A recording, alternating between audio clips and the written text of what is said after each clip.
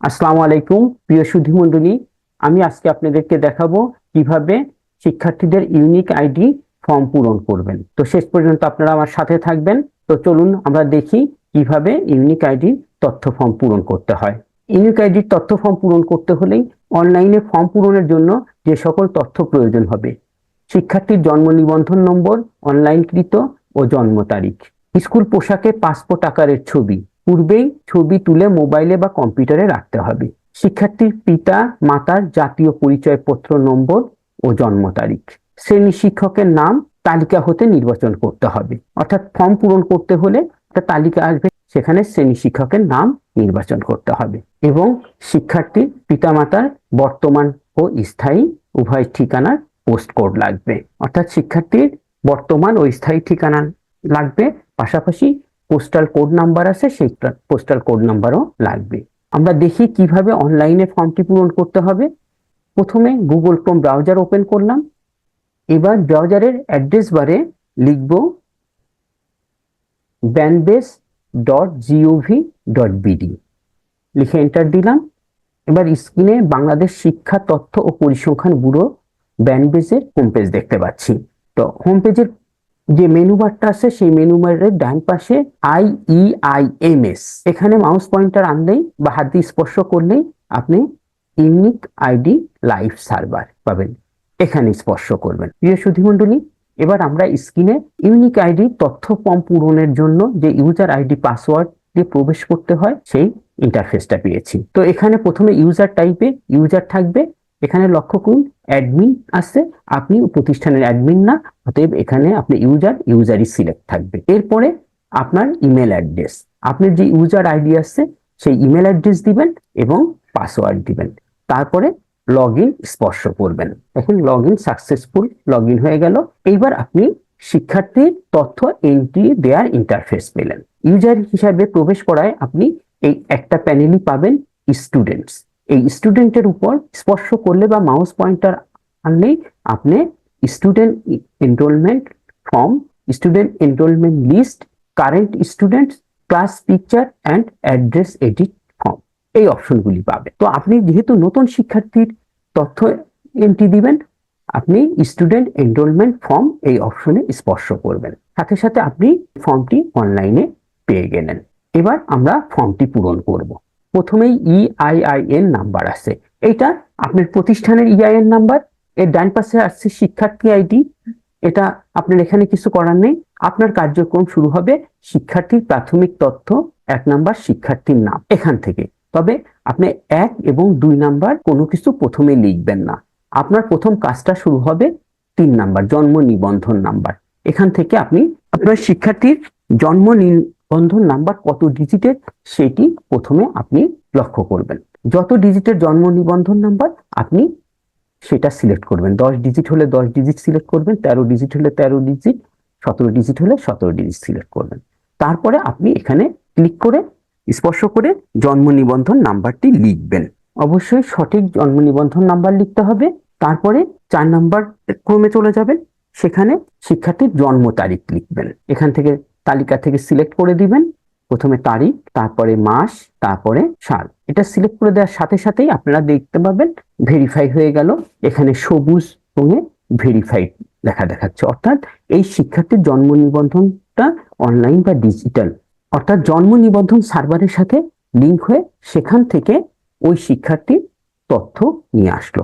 দেখুন, আমি শুরুতেই আপনাদেরকে বলেছিলাম 1 ও 2 নাম্বার ক্রমে আপনারা কোনো কিছু লিখবেন না। দেখুন, 4 নাম্বার ক্রমে জন্ম তারিখ দেওয়ার সাথে সাথেই এখানে আমরা শিক্ষার্থীর নাম দেখতে পাচ্ছি। তো তখন আপনি খুব সহজে শিক্ষার্থীর নামটা এখান থেকে সিলেক্ট করে কপি করে এই যে শিক্ষার্থীর নাম বাংলায় এখানে 1 নম্বরে পেস্ট করে দিলেন, আবার শিক্ষার্থীর নাম ইংরেজি নিচ থেকে কপি করে 2 নম্বরে শিক্ষার্থীর নাম পেস্ট করে দিলেন। তাহলে 1, 2, 3 এবং 4 নাম্বার তথ্য ইনপুট করা হয়ে গেল। এবার ইমেজ, চুজ ইমেজ, এখানে ক্লিক করবেন। তো পূর্বেই তো আপনার কম্পিউটারে ছবি রাখা আছে বা আপনার মোবাইলে ছবি রাখা আছে, সেই গ্যালারিতে বা সেই ফোল্ডারে চলে যাবেন, অথবা শিক্ষার্থী সিলেক্ট করে দিবেন। এবার দেখুন শিক্ষার্থীর ছবিটা এখানে দেখাচ্ছে এবং ফাইল সাইজ 60 KB দেখাচ্ছে। এখানে ফাইল সাইজ বলেছে image size 120 KB, maximum ratio 300 into 300 pixel. তবে আমারটা যেহেতু 60 কেবি দেখাচ্ছে, কোনো সমস্যা নেই। এখান থেকে আপনি দেখেন এই ছবিটা ধরে এখানে সেট করা যায়, আবার এই বার ধরে ছবিটা ছোট বড় করা যায়। তো আপনার ছবিটা এখানে আসার পরে আপনি সেই সেট আপটা করে নেবেন। এখানে দেখেন কিছু নির্দেশাবলী দেওয়া আছে। সবচেয়ে ভালো হয় আপনি ভিডিওটা যখন দেখবেন পজ করে এই নির্দেশনাগুলি পড়ে নেবেন। আমি নির্দেশনাগুলি পড়ে ভিডিওটা দীর্ঘায়িত করতে চাই না। তো সর্বশেষে আপনি ক্রপ অ্যান্ড আপলোড এখানে ক্লিক করবেন। দেখুন ছবিটা সেট হয়ে গেল। এরপরে আমরা 5 নম্বরে যাব। দেখুন জন্মস্থান, শিক্ষার্থীর জন্মস্থান সিলেক্ট করে দিবেন, এখানে ক্লিক করবেন। আমি যে শিক্ষার্থীর তথ্য পূরণ করছি সেই শিক্ষার্থী ঢাকা জেলায় জন্মগ্রহণ করেছে। তারপরে শিক্ষার্থীর ধর্ম সিলেক্ট করে দিবেন, সে যে ধর্মে সেই ধর্ম সিলেক্ট করে দিবেন। এগুলি সতর্কতার সাথে অবশ্যই পূরণ করবেন। একটা জিনিস লক্ষ্য রাখবেন, এই তথ্য ফর্মে যেসব ক্রমের পাশে লাল রঙে স্টার চিহ্ন দেওয়া আছে সেই তথ্যগুলি অবশ্যই দিতে হবে। সেই তথ্যগুলি না দিলে আপনার ফর্মটি সেভ হবে না। আর 7 নম্বর ক্রমে আছে জাতীয়তা, ডিফল্ট বাংলাদেশি সিলেক্ট করাই আছে, এটা কোনো পরিবর্তন করার প্রয়োজন নাই, করতে হবে না। তো অধ্যয়নরত শ্রেণী, শিক্ষার্থী কোন শ্রেণীতে পড়ে, শিক্ষার্থী 7ম শ্রেণীতে পড়ে, 7ম সিলেক্ট করে দিলাম। এবার শিক্ষার্থীর রোল নাম্বার অবলিক আইডি, তার স্কুলের শ্রেণীতে তার যে রোল নাম্বার এখানে সেই রোল নাম্বারটা দিতে হবে। এই শিক্ষার্থীর রোল নাম্বার 64, আমি রোল নাম্বার দিয়ে দিলাম। তারপরে শিক্ষার্থীর বৈবাহিক অবস্থা অবিবাহিত। তারপরে আছে প্রতিবন্ধী কিনা, এখানে শিক্ষার্থী প্রতিবন্ধী কিনা হ্যাঁ অথবা না দিবেন। যদি প্রতিবন্ধী হয় তাহলে হ্যাঁ দিবেন। হ্যাঁ দিলে কি ধরনের প্রতিবন্ধকতা আছে সেই অপশনটা এখান থেকে সিলেক্ট করে দিতে হবে। আর প্রতিবন্ধী না হলে না দিবেন, তখন কিন্তু ওই অপশনটা আর থাকবে না। দেখুন হ্যাঁ দিলে ডান দিকে 12.1 প্রতিবন্ধিতা একটা অপশন আসছে, না দিলে সেই অপশনটা থাকবে না। হ্যাঁ দিলে অবশ্যই ওখান থেকে সিলেক্ট করে দিতে হবে। এরপরে শিক্ষার্থীর রক্তের গ্রুপ কি সেটা আপনাকে দিতে হবে, সিলেক্ট করে দিবেন এখান থেকে। তো ফর্মটি পূরণ করা কিন্তু খুব জটিল কিছু না। এরপরে ক্ষুদ্র নৃগোষ্ঠী কিনা, শিক্ষার্থী ক্ষুদ্র নৃগোষ্ঠীর সদস্য কিনা সেটা দিতে হবে। তো এখানে শিক্ষার্থী ক্ষুদ্র নৃগোষ্ঠীর সদস্য নয়, এর জন্য না দিব। এখানে যদি ক্ষুদ্র নৃগোষ্ঠীর সদস্য হয় তাহলে হ্যাঁ দিতে হবে এবং এখান থেকে সিলেক্ট করে দিতে হবে সে কোন ক্ষুদ্র নৃগোষ্ঠীর সদস্য। তো এই শিক্ষার্থী ক্ষুদ্র নৃগোষ্ঠীর সদস্য নয়। এরপরে আছে মাতা পিতার এনআইডি আছে কিনা। হ্যাঁ, শিক্ষার্থী মাতা পিতার এনআইডি আছে, যদি না থাকে তাহলে না সিলেক্ট করে দিবেন। অনেক সময় অনেকের পিতা মাতা বিশেষ করে বাবা বিদেশ থাকে, এনআইডি তখনও করে নাই, সেক্ষেত্রে না দিবেন। না দিলেও যারটা আছে তার তথ্যটা দিতে হবে এবং তার তথ্যটা নেবে। আর না দিলেন, মাতারটা আছে দিলেন, পিতারটা নেই দিলেন না। আর হ্যাঁ দেওয়ার পর যদি পিতারটা না দেন তাহলে কিন্তু সেভ হবে না। তো আমি এখানে দুজনেরই এনআইডি আছে এজন্য হ্যাঁ দিলাম। এবার এনআইডিটা কত ডিজিটের সেটা সিলেক্ট করতে হবে। তো এটা মাতার এনআইডি, এটা হচ্ছে 10 ডিজিটের, আমি 10 সিলেক্ট করলাম। আমাদের যে স্মার্ট এনআইডি কার্ড আছে সেটা 10 ডিজিটের হয়। আমি মাতার এনআইডি দিলাম। এরপরে মাতার জন্ম তারিখ দিতে হবে, জন্ম তারিখ মাস এবং বছর সিলেক্ট করে দিব। সিলেক্ট করে দেওয়ার সাথে সাথেই দেখুন এনআইডি সার্ভারের সঙ্গে এই ইউনিক আইডি সার্ভার লিঙ্ক করা আসছে, সেখান থেকে মাতার যাবতীয় তথ্য চলে আসলো। তাহলে কিন্তু মাতার নাম বাংলা ইংরেজিতে আমাকে লিখতে হলো না। এরপরে দেখুন যে অপশনটা আছে বলেছে মাতার নাম বাংলায়, মাতার নাম ইংরেজিতে লিখুন। তো আমি এটা কিন্তু আবার কষ্ট করে লিখবো না, আমি জাস্ট এখান থেকে কপি করে মাতার পূর্ণ নাম বাংলায় এখানে পেস্ট করে দিব, এখানে কপি করে এখানে পেস্ট করে দিব। তাহলে প্রিয় সুধী দেখতে পাচ্ছেন কতগুলি বিষয় কিন্তু খুব সহজ, যে বানান ভুল হওয়ার সম্ভাবনাটা থাকবে না। এনআইডিতে যেটা আছে সেটাই এখানে চলে আসবে এবং সেটাই কপি পেস্ট করে দিবেন। তবে যদি এনআইডিতে ভুল থাকে এখানে আপনি সঠিক বানানে লিখে দিতে পারেন, পরবর্তীতে এনআইডি কারেকশন করে ফেলবেন। তো দেখুন ওর মধ্যে আছে জন্ম নিবন্ধন নম্বর। তো যেহেতু এনআইডি নম্বর দিয়েছি আমি জন্ম নিবন্ধন নাম্বার দিব না এবং এটা কিন্তু আবশ্যিক নয়। দেখুন লাল কালিতে কিন্তু এটা মার্ক করা নেই। এরপরে আসছে মাতার পেশা, এই শিক্ষার্থীর মাতা হাউস ওয়াইফ, তো এখান থেকে আমি হাউস ওয়াইফ সিলেক্ট করে দিব। এবং যদি মাতা জীবিত না থাকেন তাহলে কত সালে মৃত্যুবরণ করেছেন সেটা এখানে দিতে হবে। তো তিনি জীবিত আছেন, অর্থাৎ মৃত্যুর সাল আমার প্রয়োজন নেই। তাহলে আমি এই শিক্ষার্থীর মাতার যাবতীয় তথ্য এখানে সংযুক্ত করলাম। তবে লক্ষ্য করুন মাতার জন্ম নিবন্ধনের পাশে ছিল মোবাইল নাম্বার, এখানে মোবাইল নাম্বারটা দিয়েই দিতে পারি। যদি আপনি না চান না দিলেও হবে, যেহেতু মোবাইল নাম্বারের ঘরে রেড মার্কস করা নেই, আবশ্যিক নয়। এরপরে আমি সেভ অ্যান্ড নেক্সট ক্লিক করে দিলাম। দেখেন student information has bin saved successfully. এরপরে অটোমেটিক দ্বিতীয় পৃষ্ঠায় চলে যাবে। এখন পেজ 2, এখন পেজ 2 তে কি বলেছে, পিতার তথ্য দিতে বলেছে। প্রথমে আমি পিতার এনআইডি নাম্বারটা দিব। আমি কিন্তু পিতার নাম লিখছি না, পিতার এনআইডি নাম্বারটা 17 ডিজিটের, 17 সিলেক্ট করলাম। এরপরে পিতার জন্ম তারিখের দিন, মাস এবং বছর দিব। দেখুন এখানেও পিতার এনআইডি ভেরিফাইড, মানে জন্ম নিবন্ধন সার্ভারের সঙ্গে ইউনিক আইডি সার্ভারের লিঙ্ক থেকে দেখুন পিতার নাম বাংলায়, পিতার নাম ইংরেজিতে চলে আসছে। একইভাবে আমি এই পিতার নাম কপি করব এবং এখানে পিতার নাম বাংলায় যে আছে পূর্ণ নাম সেখানে পেস্ট করে দিলাম। ঠিক এখানেও পিতার ইংরেজি নাম কপি করলাম এবং পেস্ট করে দিলাম। এরপরে আসছে আবার জন্ম নিবন্ধন নাম্বার এবং মোবাইল নাম্বার, আবশ্যক নয়, পিতার মোবাইল নাম্বারটা দিলাম না, তার পিতা দেশের বাইরে থাকে, মোবাইল নাম্বারটা না দিলেও চলবে। এরপরে পিতার পেশা কি সেটা সিলেক্ট করতে হবে। সম্মানিত সুধী লক্ষ্য করুন, এই শিক্ষার্থীর পিতা প্রাইভেট চাকরিজীবী, তাহলে আমি এখান থেকে সিলেক্ট করে দিলাম আদার প্রফেশনাল সার্ভিসেস ওয়ার্কার্স। এরপরে আমি নিচের দিকে যাই, সেখানে দেখুন আসছে 17 নাম্বার বর্তমান ঠিকানা। ঠিকানায় প্রথমে বিভাগ সিলেক্ট করতে হবে, ঢাকা বিভাগ, তারপরে সেখান থেকে তার জেলা সিলেক্ট করতে হবে, ঢাকা জেলা, তারপরে তার থানা সিলেক্ট করতে হবে, দক্ষিণখান সিলেক্ট করলাম। এরপরে দেখুন আসছে সিটি কর্পোরেশন, পৌরসভা, এটা কিন্তু আবশ্যিক নয়, দেখুন এখানে আসছেও না। তারপরে আসছে ওয়ার্ড নাম্বার, এটা কিন্তু আবশ্যিক, অবশ্যই দিতে হবে। ওই থানার অধীন যে যে ওয়ার্ড আছে সেই ওয়ার্ডগুলির তালিকা থাকবে, সেখান থেকে সিলেক্ট করে দিতে হবে। মৌজা, এটা আবশ্যিক না। এরপরে যে বিষয়গুলি আছে সেটার মধ্যে ডাকঘর, গ্রাম, মহল্লা, রাস্তার নাম ও নম্বর, এটা আবশ্যিক, এটা কিন্তু আমাদেরকে লিখে দিতে হবে। কাওলার বাসার নাম্বার দিলাম। এরপরে আসছে ডাকঘর, তারপরে আসছে পোস্ট কোড, এটা অবশ্যই দিতে হবে। এরপরে চলে যাব আমরা স্থায়ী ঠিকানায়।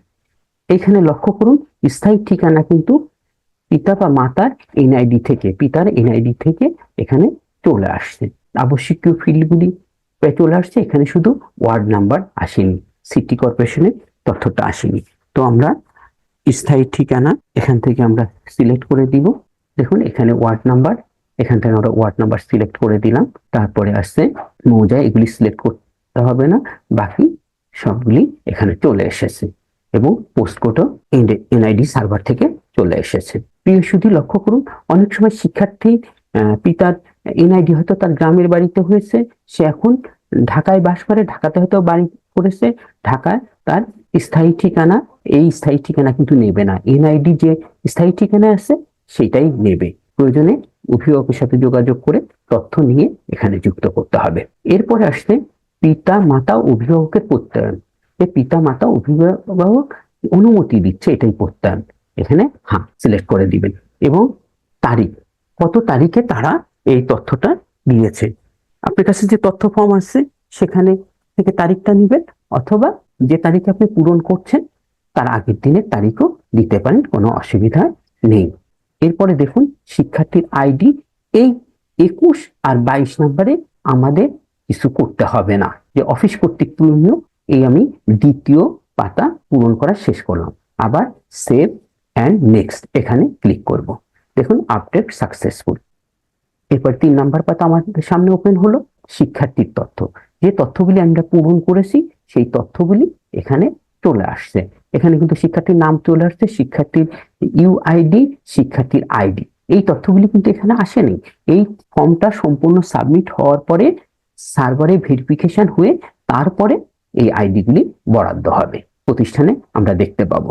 দেখুন এখানে শ্রেণী কিন্তু সেকশন উল্লেখ নাই, তাহলে সেকশন যেহেতু আসছে এখানে সেকশন উল্লেখ করে দিতে হবে। দেখুন রোল নাম্বার 64, এটা কোথা থেকে আসছে, প্রথম পৃষ্ঠায় যে আমরা রোল নাম্বার দিয়েছিলাম সেখান থেকে আসছে। তারপরে শিফট, যদি শিফট থাকে শিফট সিলেক্ট করে দিবেন, না থাকলে কোনো কিছু সিলেক্ট করার দরকার নাই। দেখুন গ্রুপ, নবম শ্রেণী থেকে দ্বাদশ শ্রেণীতে হয়, তবে গ্রুপ উল্লেখ করতে হবে। তারপরে বর্তমান প্রতিষ্ঠানে কোন শ্রেণীতে সে ভর্তি হয়েছিল সেই শ্রেণীটা এখানে উল্লেখ করতে হবে। ষষ্ঠ শ্রেণীতে ভর্তি হয়েছিল কিন্তু তার নিবন্ধন বাকি ছিল, এবং ভর্তির তারিখটা এখানে দিতে হবে। তারপরে দেখুন রেজিস্ট্রেশন নম্বর, এটা কিন্তু প্রযোজ্য নয়, দেখুন জন্য অষ্টম শ্রেণী থেকে দ্বাদশ শ্রেণী পর্যন্তর ক্ষেত্রে এটা। এরপরে ভার্সান, বাংলা ভার্সান। তারপরে চলে আসুন 3 নিয়োগ নাম্বারে, সেখানে উপবৃত্তিপ্রাপ্ত শিক্ষার্থী কোনো উপবৃত্তিপ্রাপ্ত না, মেধাবৃত্তিপ্রাপ্ত না, অন্যান্য বৃত্তিপ্রাপ্ত না। যদি বৃত্তিপ্রাপ্ত হয়ে থাকে তাহলে সেগুলি উল্লেখ করবেন। ট্রান্সফার মানে অন্য স্কুল থেকে ট্রান্সফার হয়েছে, রিপিটার মানে একই ক্লাসে রয়েছে, সেই তথ্য। তো 3 নম্বর পৃষ্ঠার তথ্য কিন্তু দেখলেন খুবই কম। তারপরে সেভ এন্ড নেক্সটে ক্লিক করব। আপডেট সাকসেসফুল মানে 3 নম্বর পৃষ্ঠারও তথ্য সঠিক আছে, সেভ করে নিল।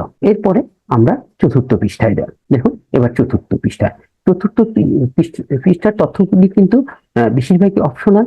লক্ষ্য করুন, এখান থেকে শিক্ষার্থী যদি কো-কারিকুলামের সাথে যুক্ত থাকে তবেই এখানে টিক চিহ্ন দিবেন, না থাকলে টিক চিহ্ন দিবেন না। ঠিক আছে, আমি যে শিক্ষার্থী তথ্য পূরণ করছি, যে দেখা যাচ্ছে কো-কারিকুলামের সাথে যুক্ত নেই, তার সে কিন্তু শখ আসছে, সে রাইডিং করতে পছন্দ করে, সে নাচতে পছন্দ করে।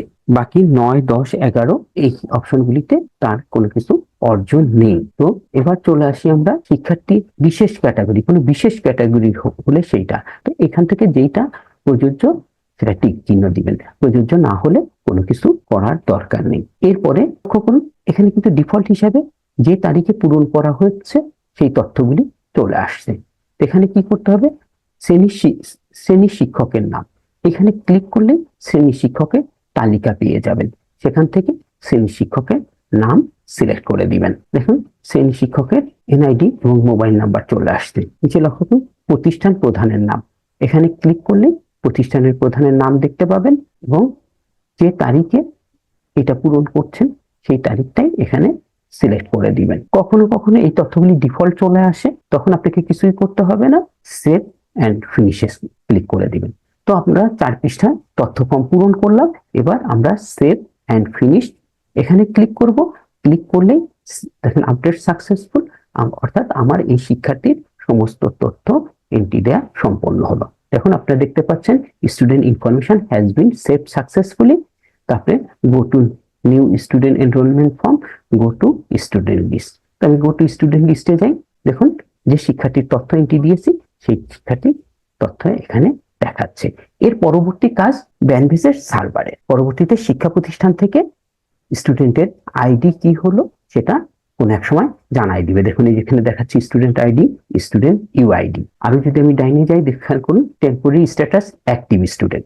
এখন পেন্ডিং আছে কি, শিক্ষার্থী যে ইউআইডি দিবে সার্ভার থেকে সেইটাই পেন্ডিং আছে, বাকি সবই কিন্তু কমপ্লিট। অতএব সার্ভারে যখন কাজ করবে, আপডেট করবে এবং তার ইউআইডি প্রদান করবে, প্রতিষ্ঠানের মাধ্যমে ওই শিক্ষার্থীও ইউআইডি অর্থাৎ ইউনিক আইডি পেয়ে যাবে। সেই ইউনিক আইডির মাধ্যমে পরবর্তীতে তার শিক্ষা জীবনের বিভিন্ন রেজিস্ট্রেশন, পাবলিক পরীক্ষার অংশগ্রহণের কাজ সহজে সম্পন্ন করা হবে। আশা করি আপনারা বুঝতে পেরেছেন। আমি আবার আমার ড্যাশবোর্ডে ফেরত আসলাম। দেখুন স্টুডেন্টে স্পর্শ করলেই বা স্টুডেন্টসে ক্লিক করলেই আমি এই তথ্যগুলি পেয়ে যাচ্ছি। এখান থেকে স্টুডেন্ট এনরোলমেন্ট লিস্ট, এখানে ক্লিক করলেই আমি ওই শিক্ষার্থীর তালিকা সহজে দেখতে পাবো। আমি যতগুলি শিক্ষার্থীর তথ্য এন্ট্রি দিব এটার মাধ্যমে দেখতে পাবো। আবার বাম দিকে ড্যাশবোর্ডে ক্লিক করলে ড্যাশবোর্ডে ফেরত যাব এবং সেখান থেকে স্টুডেন্ট এনরোলমেন্ট ফর্ম, এখানে ক্লিক করলেই আমি নতুন ফর্ম পেয়ে যাব, নতুন শিক্ষার্থীর তথ্য এন্ট্রি দিব। শেষ পর্যন্ত আমার সাথে থাকার জন্য আপনাদের ধন্যবাদ। আমার ভিডিওটি আপনাদের কাজে আসলে অন্যদের সাথে শেয়ার করবেন, যাতে তাদের কাজটি সহজ হয়ে যায়। তো আপনারা সবাই ভালো থাকবেন, ভালো রাখবেন। আজকে এখানেই শেষ করছি। আসসালামু আলাইকুম।